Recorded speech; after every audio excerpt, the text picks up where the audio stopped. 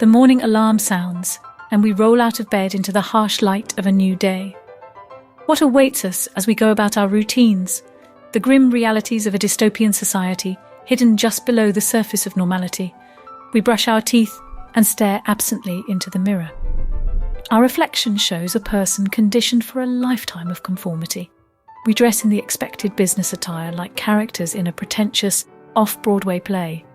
The costume prepares us for a performance of responsibility in the grand drama of capitalism. Stepping outside, we join the herd of commuters trudging to work. Blank faces masked by smartphones, earbuds transmitting corporate propaganda. The rat race, they call it. Just rats in a technocratic maze, seeking the cheese of wealth and status. At the office, we exchange stale pleasantries around the water cooler before retreating to cubicles like veal calves in tiny pens.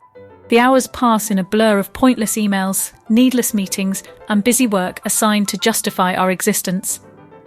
We break up the monotony by scrolling social media and admiring the carefully curated lives of fake celebrities.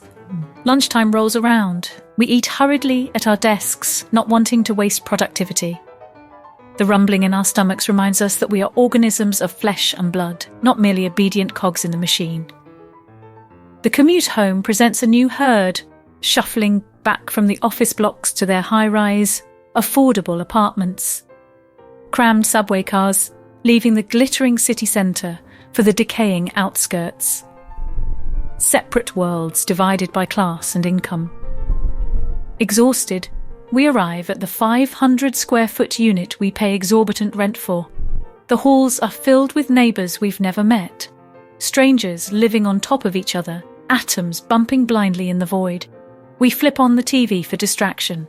Endless news cycles replay scenes of poverty, violence and injustice around the world. The talking heads debate solutions, but nothing changes. The cycle continues. Loneliness sets in. Our social media feeds show people we went to high school with, out enjoying themselves without us.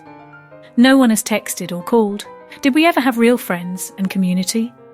Or just convenient connections while circumstances aligned? We heat up a frozen meal for dinner. It tastes of cardboard and salt.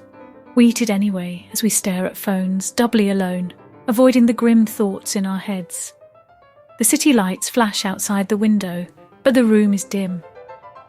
Material abundance surrounds us, but within is scarcity, of purpose, of self-actualization, of hope. Sleep mercifully arrives, concluding another empty day. The alarm will sound again soon, starting the hopeless cycle anew. This is the nature of dystopia, not flashing red sirens, marching troops, or blunt propaganda, but a slow, invisible decline of the spirit, the imperceptible dimming of the light within. We awaken each morning to the realities of alienation and despair, cleverly packaged as normal life. But it does not have to be this way. We still have the power to change our internal response. Small acts of authenticity disrupt the status quo. Moments of stillness counter the ceaseless activity. Practicing gratitude, creativity, mindfulness loosens dystopia's grip on our consciousness. When we connect honestly with others, we kindle embers of community. By giving selflessly, we light sparks of humanity. In speaking truth, we fan flames of change. The hour is late, but possibilities still remain. We can awaken tomorrow not merely to dystopia, but awakened from it. Our eyes open to the harsh realities, but also the hidden opportunities. We brush our teeth, stare in the mirror, and see past the conditioned mask. We dress for the office, but our minds are focused on living intentionally. We join the herd, but we choose our own direction. Changes begin within and spread outward in ripples. Every conscious choice loosens dystopia's hold. Every courageous act lights a candle of hope. There are still choices left to make. The alarm sounds and the day awaits our response.